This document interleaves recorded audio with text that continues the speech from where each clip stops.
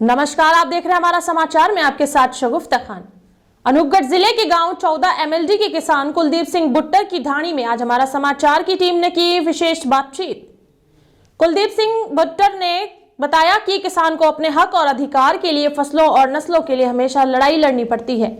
देश का पेट भरने वाला किसान अन्नदाता तो कहलाता है, लेकिन खुद भूखा और प्यासा रहकर आज दिन किसान की जो हालत है वह बहुत खराब है। एक तरफ महंगाई की मार तो दूसरी तरफ सिंचाई पानी के लिए धरने, प्रदर्शन और आंदोलन किए जा रहे हैं।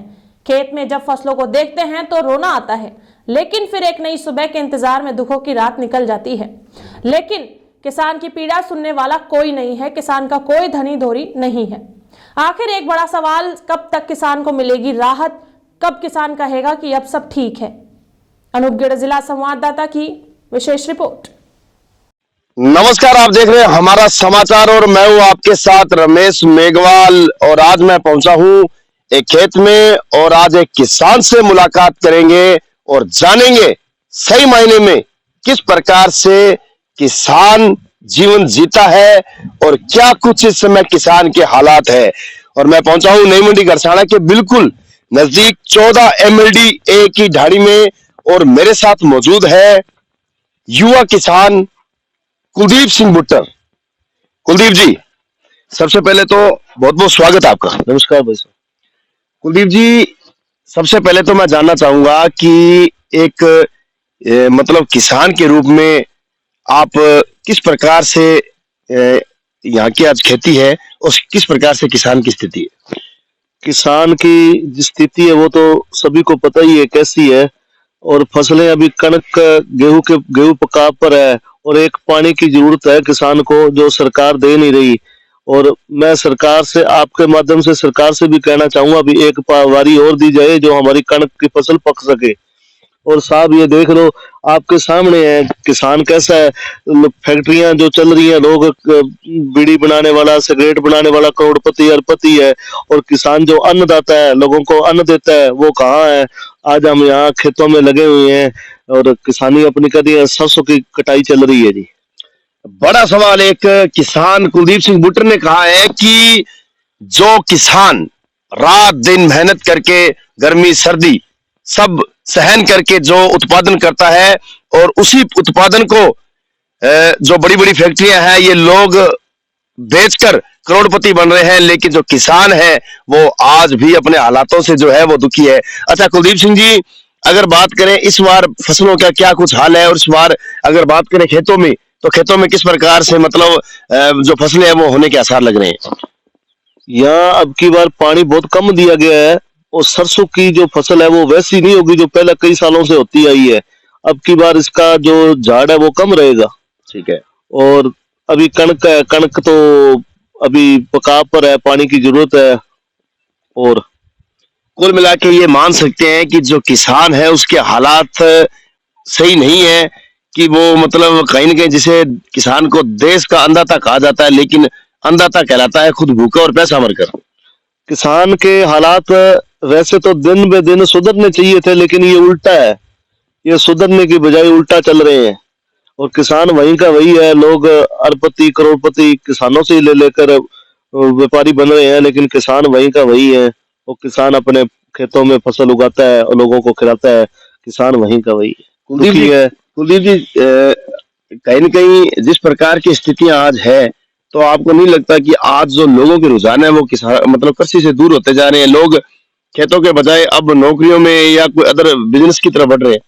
लोग किसानी छोड़कर, यहाँ हमारे खुद के गांव के लड़के किसानी छोड़कर, युवा लड़के हैं वो छोड़कर बाजारों में, शहरों में, दुकानों पर लग रहे हैं और किसानी दिन में दिन पीछे जा रही है। और मैं तो यही कहना चाहूंगा कि किसानों की हालात सुधरे, लोग किसानों की किसानी की तरफ आए और जो अन्न पैदा होगा तभी तो हम खा सकेंगे। अच्छा कुलदीप जी, कौन सी सरकारें जो सही मायने में है, जो मतलब किसान के हित की बात करती है या आज किसान की जो पीड़ा है उसको सुनती है? क्योंकि लगातार लंबे समय से देख रहे हैं कांग्रेस ने भी राज किया है, भाजपा ने भी राज किया है, लेकिन आज को जो किसान की जो हालात है वो वैसी की वैसी पड़ी। देखो, सरकार कोई भी किसानों की सूध नहीं ले रही है, चाहे वो कांग्रेस की है चाहे वो भाजपा की है। तो कब ये धरने प्रदर्शन या आंदोलन, कब इससे किसानों को निजात मिलेगी?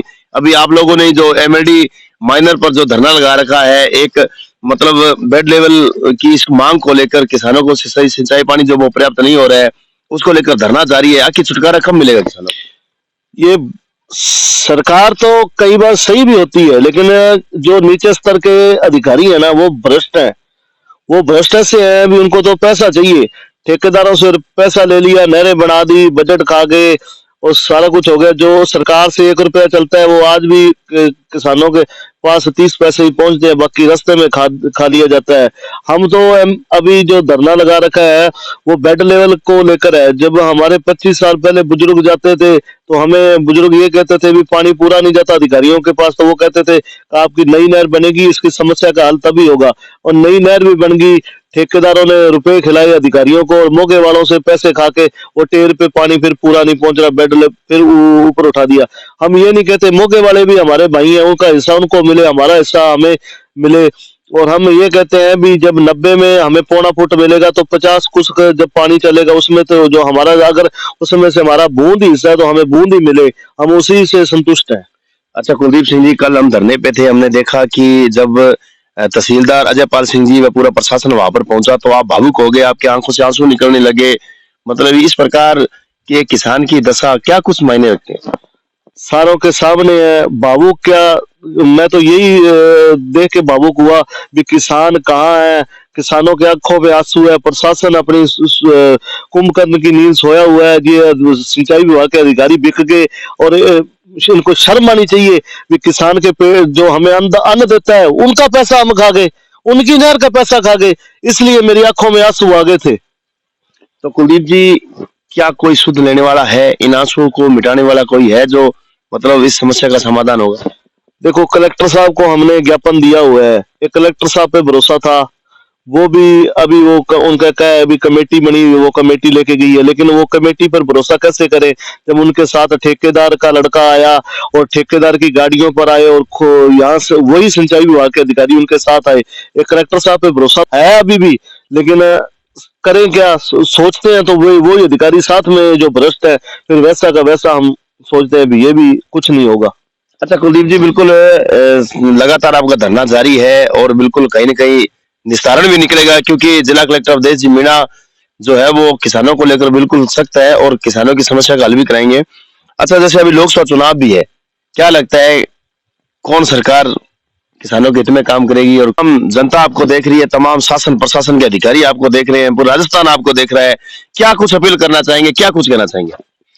यही कहना चाहूंगा, अभी अभी हमने धरना लगा रखा है, उस समस्या का समाधान जल्द हो, नहीं तो फिर आगे की रणनीति। हमारे किसान कल फांसी लेने को तैयार हो गए थे, मैंने उनको इसी भावुक होकर तरीके से रोका था, मैं कहा रुक जाओ भाई, हम मर जाएंगे, लेकिन प्रशासन तो वैसे ही सूद नहीं ले रहा और हमारे बच्चे उड़ जाएंगे, किसान वैसे ही उड़ा पड़ा है और एक आधा मर गया तो हम वैसे ही बर्बाद हो जाएंगे, बर्बाद तो है ही। कुलदीप जी, एक तरफ होली का पर्व भी आ रहा है, फिर ये आपके लिए तो कैसी होली है ये इस बार की भी? एक तरफ होली का पर्व और दूसरी ओर धरने पे आप लोग बैठे हो। होली नहीं मनाएंगे अब की बार किसान, होली मना के क्या करेंगे जब हम बर्बादी पर है, हमारी नहर ही बजट हमारा सिंचाई विभाग का प्रशासन का गया, हम रोने पे मजबूर हैं, हम बर्बाद हो गए, फसलें हमारी बर्बाद हो गई, तो हम होली क्या मनाएंगे?